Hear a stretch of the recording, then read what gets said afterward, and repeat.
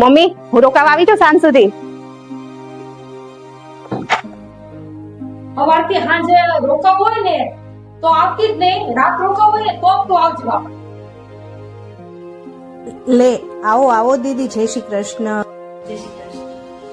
દીદી તમે આવ્યા છો ને તો રોકાજો. હું મારા મમ્મીના ઘરે જાઉં છું. તમારા ભાઈ મને મૂકવા આવે છે અને મમ્મી હું રાત રોકાઈશ હો.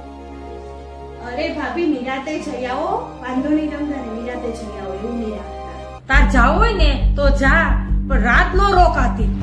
મમ્મી તું મારો આગ્રહ રાખસ કે રાત રોકાવ તો ભાભીને રાત રોકાવા દે ને. ઈ તારી વાત સાચી હો. ભાભી ભલે રાત રોકાતા. હા ના, એને રોકાવા દેવી પડે.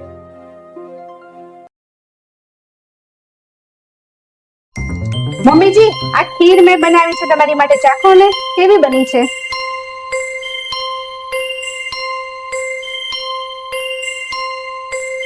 ખીર તો બહુ સરસ બનાવી છે હો, મસ્ત બનાવી. શ્રેયા, આખો દિવસ તું ઘરનું કામ કરો છો, હવે થોડી વાર તું આરામ કર લે ને તો હું છે ને થોડી વાર કૈલાસભાઈના ઘરે બેસીને આવું હો. જી મમ્મી. હા કરી લઈશ આરામ. મમ્મી તમે જઈ આવો થોડી વાર. હા જઈ આવો.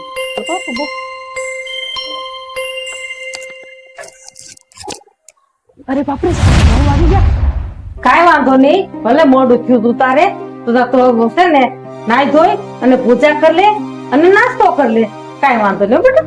તે ઘરનું કામ કર્યું હોય તો તું થાકી જા, એમાં કાંઈ વાંધો નહીં તું તાર હો બેટા. હું કેટલી નસીબદાર છું કે આટલી સરસ સાસુ મળી મને.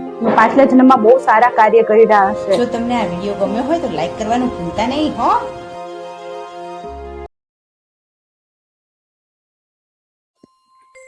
મમ્મીજી તમને કેટલી વાર કહ્યું છે કે અહીંયા તમારે અડવાનું નહીં, આ બધી વસ્તુને નહીં અડવાનું તમારે. કેટલી વાર તમને કીધું છે મેં.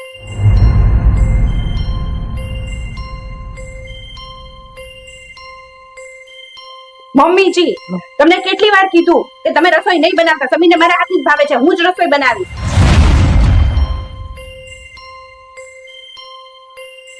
હાલો સમીર, આ શ્રેયા છે ને, હું ગમે ઈ કામ કરું ને એ મારા હાથમાંથી લઈ લેશે. મને રસોઈ નથી કરવા દેતી, હું સાફ સફાઈ કરું છું એ બધું મારા હાથમાંથી લઈ લેશે. હા સારું, કાંઈ વાંધો નહીં હો. આ મૂકો બેટા. હા. અરે ના ના, મમ્મીને એવું કઈ ખીજાઈને કે એવું વર્તન કરવાનું મારી પાસે એવું કઈ કારણ નથી. પણ મમ્મીને ગોઠણનો દુખાવો કેટલો ભયંકર થઈ ગયો છે અને આરામ નહીં કરે તો મમ્મીને વધી જશે દુખાવો. એટલે પછી મેં કેટલી વાર એમને કહ્યું પણ માનતા જ નથી. અને નહીં બેસે ને આરામ નહીં કરે તો વધી જશે, તો પછી મારે એને ખીજાઈને કહેવું પડ્યું. ભલે સમીર. મમ્મીજી તમારી માટે આઈસ્ક્રીમ.